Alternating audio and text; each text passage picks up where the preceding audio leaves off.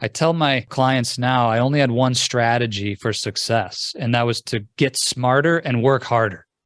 That always worked in school. And I just applied that in my career lens and just said, let's just keep hustling, keep learning.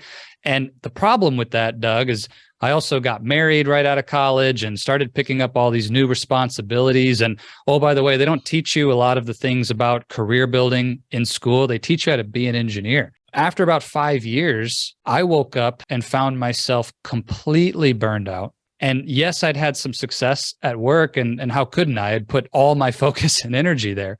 But at the end of the day, going through that rock bottom experience for me, Doug, none of that mattered. I would have traded all the promotions and paychecks to just be happy again. I mean, I was very, very disappointed with how my life had gone. And coming out of that low place, I hired my first coach. And I told my coach then, like, I still want to be successful. Like, I screwed up bad, but I still have a vision of success in my life. I'm not done. I mean, I'm very young still. I was still in my 20s.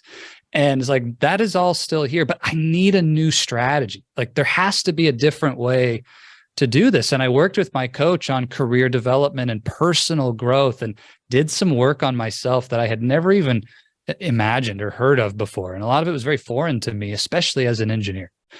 But being coached transformed my life.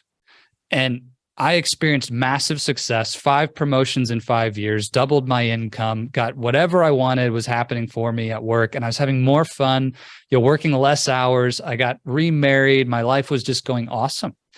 And there was a point in 2019, Doug, where I just realized as I looked around that there were dozens of engineering leaders right there around me at Whirlpool, but hundreds in my network that I'd talked to who were struggling with a lot of the same things that I had completely failed at and learned the hard way. And just spent the time then to crystallize and distill all of what had worked for me into this model that we now call the lifestyle engineering blueprint.